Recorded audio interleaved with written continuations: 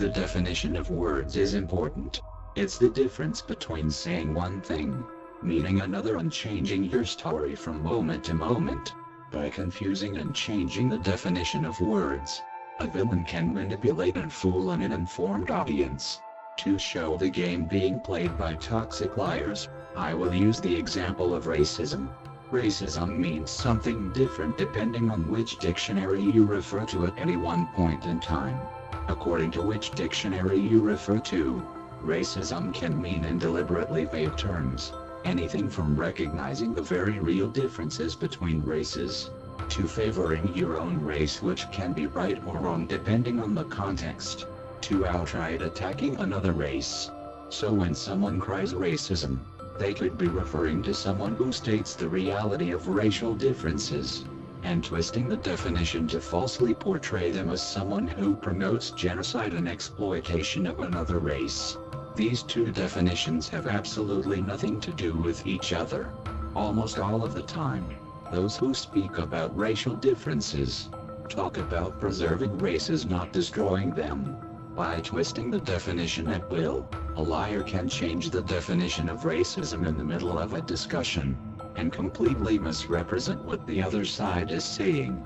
By falsely labeling someone who speaks about racial differences as being guilty of genocide, they appeal to the emotions of their audience with a bait-and-switch tactic, completely ignoring the argument at hand and falsely crying victim against their very victim, while in the very act of committing race crimes.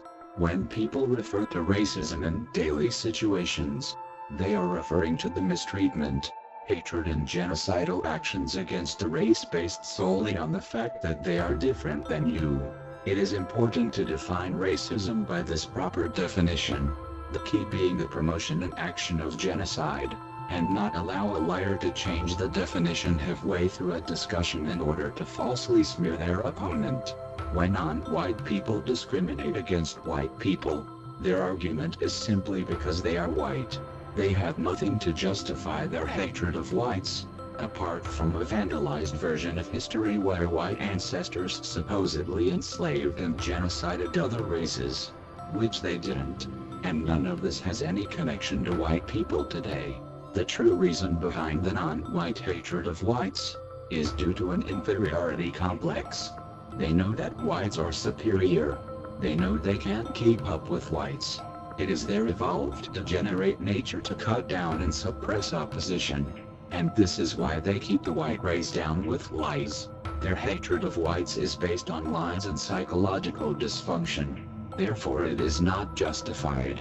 But when whites rightfully discriminate against non-whites, such as the example of blacks who commit 200 times as many race crimes against whites, discrimination by white people against blacks is justified.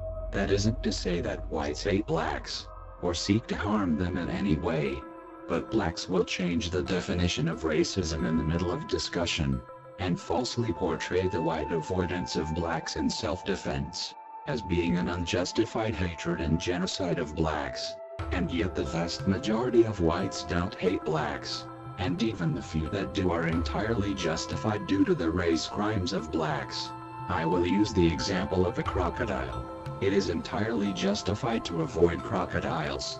When you know that crocodiles are aggressive, and are likely to harm or kill you, you may come across the once-in-a-lifetime crocodile that doesn't attack you.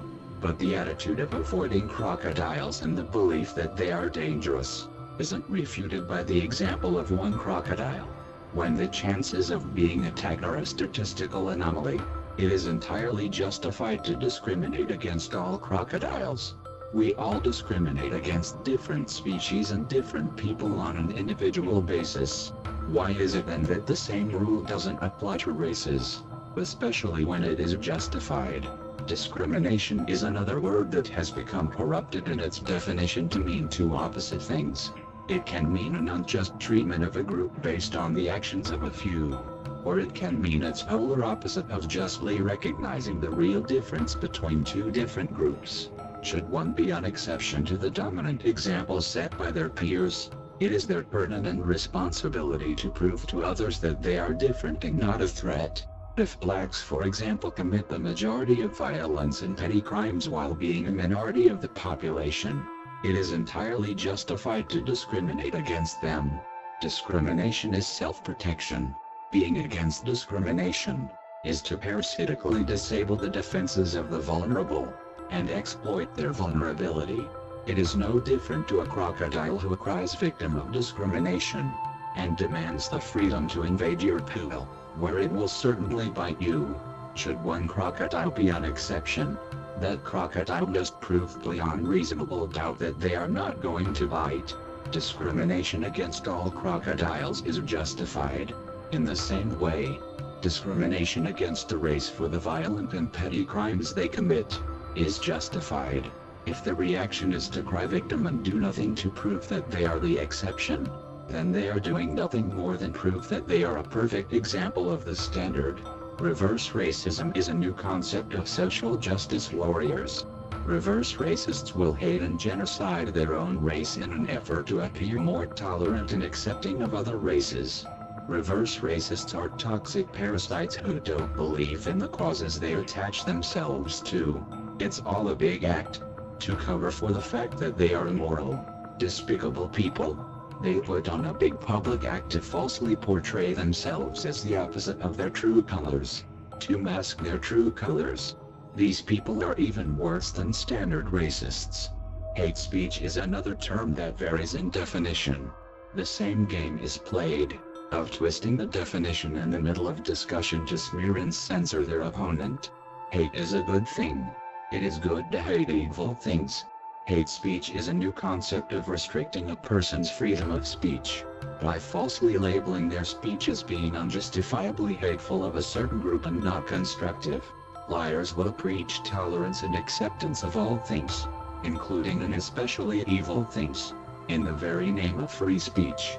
They will demand tolerance of lying, which is violation of free speech, while using those lies to falsely label and smear their opponents, to censor them in the false name of free speech, which is also a violation of free speech. Liars who cry victim of hate speech do not believe in freedom of speech. They abuse freedom of speech to destroy freedom of speech and seek to control the flow of ideas. It is right to hate. It is not right to engage in genocide. Liars will falsely portray those who criticize their evil as hateful. They will twist the definition of hateful in the middle of discussion to mean genocidally unjustified prejudice, misrepresenting their opponent's position, when in fact it is they who are genocidally and unjustifiably prejudiced. The same dishonesty, manipulation and changing of definitions are frequently used by feminists, LGBT, Muslims, New Age and other vampiric ideologies. The same tactics, the same games, the same lies, the same exploitation. And when they know they can't fool you with lies and will lose the argument, they immediately and loudly call you a Nazi, a racist, a sexist, an Islamophobe, a homophobe, mentally ill or whatever other label they can throw at you. They call you these labels to smear you and justify silencing you in the false name of hate speech. While silencing you, they will continue spreading uncontended lies about you and falsely claim victory over an argument where only one side can speak. By identifying and recognizing the game liars play, you can easily defeat them. They will never knowingly engage an informed critical thinker. They rely on ignorance and appeal to fallacies in order to bypass reason in their audience. A properly trained critical thinker with knowledge and truth on their side will effortlessly cut through all liars like a sword through water. The world is run by liars and their toxic ideologies. The time has come to wage war against them. Wield the sword of truth, forged in the fire of debate.